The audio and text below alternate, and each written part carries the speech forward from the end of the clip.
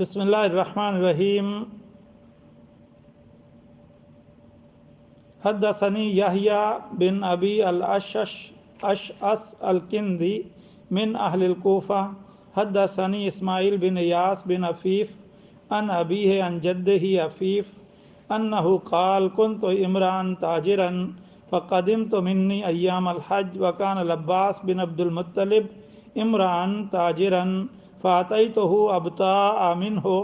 أو أبيئه قال فبيننا نحن إذ خرج رجل من خبع يصلي فقام تجاه الكعبة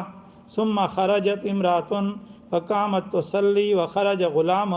فقام يصلي معه فقلت يا عباس ما هذا الدين إن هذا الدين ما ندري ما هو فقال هذا محمد بن عبد الله يزعم أن الله أرسله وأن كنوز كسرى وقيصر ستفتح عليه وهذا امرأته خديجة بنت خويلد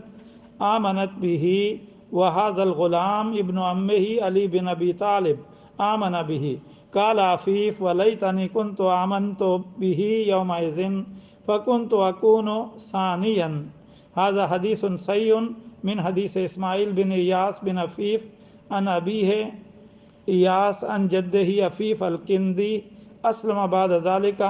وحسن اسلامه او كما قال.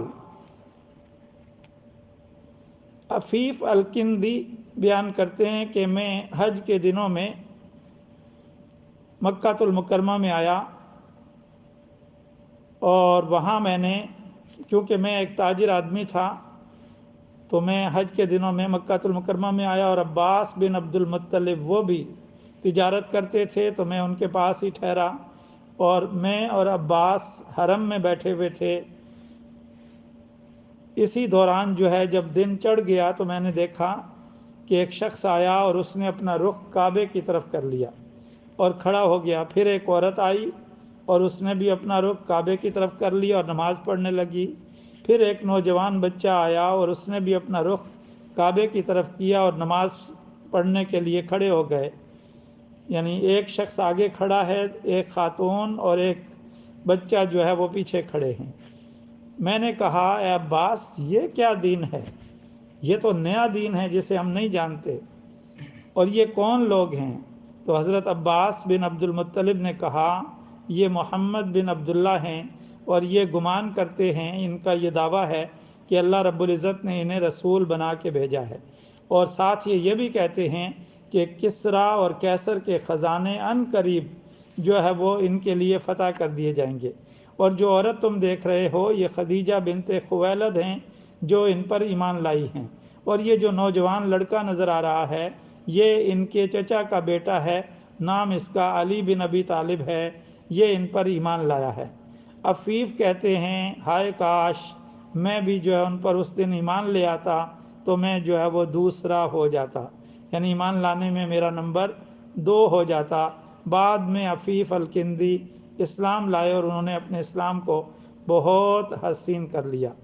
یہ حدیث ہے ام المومنین سیدہ خدیجہ الکبریٰ رضی اللہ تعالی عنہا جن کا آج یوم وصال ہے، ان کی شان کو بیان کرتی ہے کہ جب رسول پاک صلی اللہ علیہ وآلہ وسلم پر پہلی وحی آئی تو ام المومنین سیدہ خدیجہ الکبریٰ رضی اللہ تعالی عنہ نے رسول پاک صلی اللہ علیہ وآلہ وسلم کے لیے حوصلہ مندی کے کلمات کہے اور کہا کہ جو ناموس آپ کے پاس آیا ہے میں آپ کی پوری شخصیت سے واقف ہوں کہ آپ جو ایسے کام کرتے ہیں کہ آپ مہمان کو جو اچھا ڈیل کرتے ہیں، رشتہ داروں کو ان کا حق ادا کرتے ہیں، غریبوں، یتیموں، بیواؤں، مسکینوں کے آپ مددگار ہیں۔ میں نے آپ کی زبان سے کبھی جھوٹ نہیں سنا، تو آپ کا رب آپ کو کبھی بھی رسوا نہیں ہونے دے گا، اور جو آپ کے پاس پیغام آیا ہے میں اس پیغام کو ٹیسٹیفائی کرتی ہوں اور آپ پر ایمان لاتی ہوں۔ یہ وہ پہلی فرد ہیں جنہوں نے رسول پاک صلی اللہ علیہ وآلہ وسلم پر ایمان لایا، اور رسول پاک صلی اللہ علیہ وسلم کی رسالت کی تصدیق کے لیے اپنے چچا زاد ورقہ بن نوفل جو بہت بڑے عالم تھے پہلی کتابوں کے اس وقت، ان کے پاس جو وہ لے گئیں، وہ باوجہ اس لیے لے گئیں کہ وہ نابینا ہو گئے تھے، ورنہ ان کو بلایا بھی جا سکتا تھا۔ ایک جگہ یہ بھی ہے کہ آپ نے ان کو بلایا اور کہا کہ یہ اپنے بھتیجے کی بات سنو، تو اس پر رسول پاک صلی اللہ علیہ وسلم نے غار حرا میں جو کچھ ہوا تھا وہ ان کے سامنے جو ہے بیان کیا۔ اس پر ورقہ بن نوفل کہنے لگا کہ یہ تو وہی ناموس ہے جو موسیٰ علیہ السلام کے پاس آیا تھا، اور آپ کی قوم آپ کو جو ہے یہاں سے نکال دے گی۔ اور اس نے کہا خدا کی قسم اگر میں زندہ رہا تو میں آپ کو ضرور سپورٹ کروں گا۔ یہ ورقہ بن نوفل کے کلمات تھے، اور یہ ورقہ بن نوفل جب رسول پاک صلی اللہ علیہ وسلم نے 15 برس پہلے ام المومنین سے نکاح کیا تھا تو اس وقت بھی نکاح کی تقریب میں بھی یہ موجود تھے، تو لہٰذا یہ ام المومنین سیدہ خدیجہ الکبریٰ رضی اللہ تعالی عنہا رسول پاک صلی اللہ علیہ وسلم کے ساتھ جو اس وقت نماز پڑھا کرتی تھی، یعنی ابھی نماز کی فرضیت تو نہیں آئی تھی، لیکن آقا علیہ الصلوۃ والسلام پہلی شریعت کے مطابق، یعنی جو پہلے چلا آ رہا تھا اس کے مطابق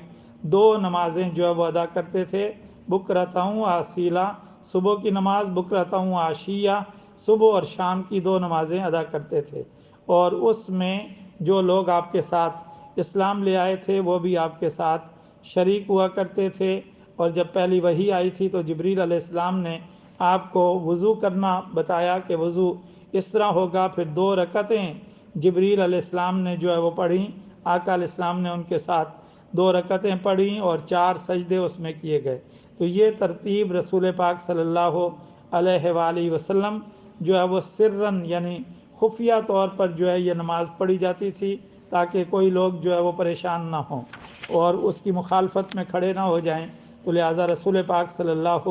علیہ وآلہ وسلم پر سب سے پہلے ایمان لانے والی ہستی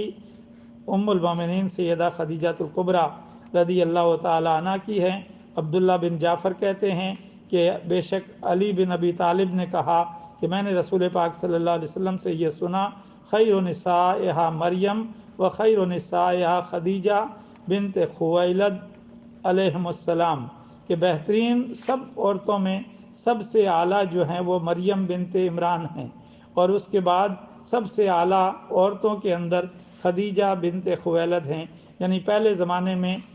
سیدہ مریم بنت عمران وہ جو ہے سب سے اعلیٰ ہیں، اور اس زمانے میں اور قیامت تک سیدہ خدیجہ الکبریٰ رضی اللہ تعالی عنہا وہ ساری خواتین میں سب سے اعلیٰ ہیں۔ یعنی